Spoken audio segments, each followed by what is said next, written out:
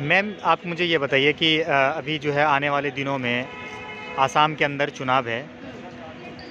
आपको लगता है कि वहाँ पर भाजपा की सरकार बनेगी या कुछ इस बार उलटफेर होने वाला है? क्योंकि भारतीय जनता पार्टी ने एनआरसी लागू किया था, तो जो तमाम तरह की जो नए-नए कानून हैं वो लागू कर रहे हैं। इससे यहाँ की आवाम जो है उनके अंदर नाराज़गी देखी जा रही है।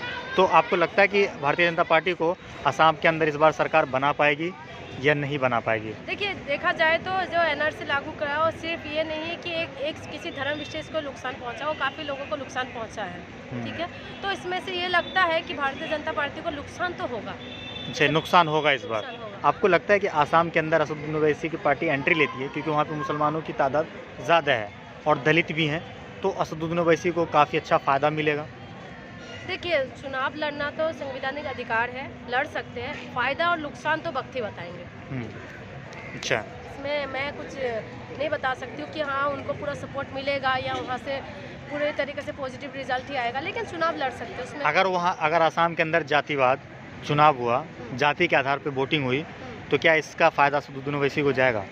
देखिए, असदुद्दीन ओवैसी जो है वो भी थोड़ा सा लगता है कि हाँ चलो थोड़ा सा मुसलमानों को ज़्यादा वो करते हैं, लेकिन जातिवाद की अगर मतलब ये है कि मुसलमानों का मुद्दा उठाया तो वो कट्टरपंथी हो गया।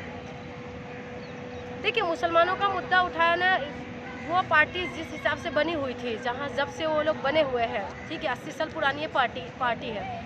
तो ये नहीं कह रही हूँ कि मुसलमानों का मुद्दा उठाए तो गलत है, मैं ये नहीं बोल रही। मैं ये बोल रही हूँ अगर जाति धर्म में अगर राजनीति करते हैं, फ़ायदा तो खैर कोई से भी पार्टी अगर जाति धर्म में आ जाते हैं तो फ़ायदा होते हैं, लेकिन मेरी व्यक्तिगत राय यही है कि जाति धर्म का राजनीति नहीं होकर देश की उन्नति के लिए जो मुद्दा होना चाहिए, बिजली, पानी, सड़क, स्वास्थ्य व्यवस्था। जैसे मैं आसाम से ही आती हूँ, तो आसाम में आप बहुत सारी एरिया के बीच में एक हॉस्पिटल होता है, ठीक है, स्कूल की व्यवस्था बहुत एरिया के अंदर कम होता है। मैं जिस एरिया से आती हूँ मैं वहाँ पर बताती कि वहाँ पर बहुत सारे गाँवों के बीच में एक हॉस्पिटल है, तो हॉस्पिटल की राजनीति होना चाहिए कि हॉस्पिटल बनना चाहिए, स्कूल बनना चाहिए, स्कूल, कॉलेज, जो इंसानों को जो चाहिए। जैसे लाइट, बार लाइट जाते हैं वहाँ पर, लाइट चली जाती है। तो लाइट, जैसे दिल्ली में आप देखे होंगे कि दिल्ली में 24 घंटे लाइट रहते ही है, ठीक है।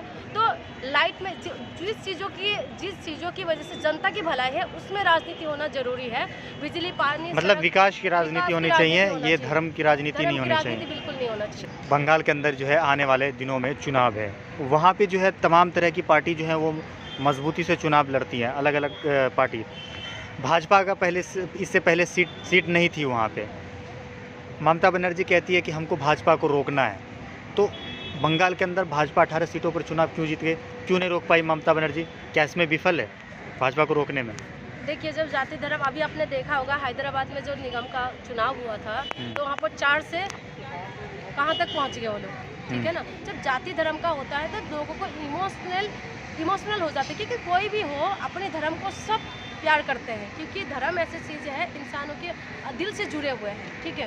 तो उस चीज़ों को जब बताया जाता है तो लोग इमोशनल जुड़ जाते हैं, इमोशनल ब्लैकमेल किया जाता है, इमोशनल जुड़ जाते हैं, ठीक है। और उसके बाद जब धर्म की राजनीति हो जाती है तो लोगों को ये लगता है, कहीं ना कहीं उनके माइंड में लगता है कि हाँ चलो ये चीज़ जो बोल रहे हैं, मंच से जो बोला जा रहा है वो बिल्कुल सही बोल रहे हैं। लेकिन मैं जनता से यही कहूँगी कि आप किसी भी धर्म का हो सकते हैं, आप भारत में जब रहते हैं आप किसी भी धर्म का हो सकते हैं, आप अपने धर्म को प्यार करना, अपने धर्म की रक्षा करना सब कुछ ठीक है, लेकिन हमारे देश सबसे पहले है और हमारे देश की व्यवस्था जो है, देश का जो विकास है, ये सबसे पहला हमारी यही है कि देश में विकास होना चाहिए। अच्छा मैडम, मुझे आप एक चीज़ बताइए, बंगाल में जो है भारतीय जनता पार्टी, सबको मालूम है, आप भी मानते हैं कि वो हिंदू मुसलमान की राजनीति करके ज़्यादा सीट जीतेगी भारतीय जनता पार्टी। ऐसे में असदुद्दीन ओवैसी की बंगाल के अंदर एंट्री होने वाली, उन्होंने कहा है बिहार में अच्छा प्रदर्शन करने के बाद कि हम चुनाव लड़ेंगे, हमारा मौलिक अधिकार है, संवैधानिक अधिकार है, हमें कोई रोक नहीं सकता है।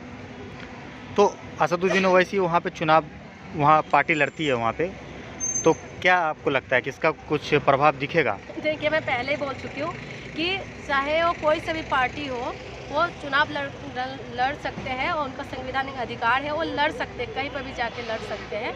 लेकिन जैसे भारत के अंदर उनको अधिकार है, वो लड़ सकते हैं, चाहे वो बंगाल हो चाहे असम हो, लड़ सकते हैं। लेकिन फ़ायदा नुकसान उस वक्त मैं जनता से यही कहूँगी कि कोई सी पार्टी क्यों ना हो, अगर धर्म की राजनीति कर रहे हैं तो आप उसमें ये देखिएगा क्या आपका विकास हो रहा है, शिक्षा स्वास्थ्य के ऊपर बात हो रहे हैं, बिजली पानी के ऊपर बात हो रहा है। मैं तो यही बोलूँगी कि कोई सी भी पार्टी क्यों ना हो, चुनाव लड़ सकते हैं, लेकिन राजनीति किस में हो रहा है उसको देखना है। अच्छा, आपसे 2 सवाल। अभी देश के प्रधानमंत्री नरेंद्र मोदी, उनके 2 अच्छाई बताइए। उनकी 2 अच्छाई बताऊँ। हम्म, पहली बात तो उनकी अच्छा ये है कि वो अपने मन की बातें बताते हैं, लेकिन जनता की मन की बातें सुनते नहीं हैं। हम्म, ठीक है। दूसरी बात ये है कि वो देश विदेश में घूमते हैं।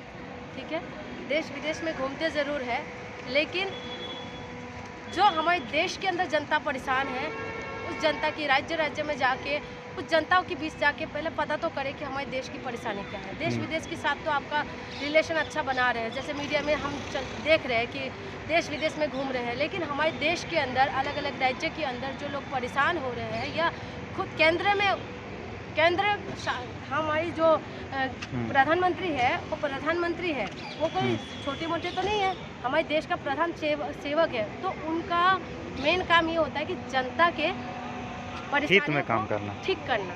ठीक है, जनता की परेशानियों को देखना और उसको सोल्यूशन निकालना या उसको ठीक करना।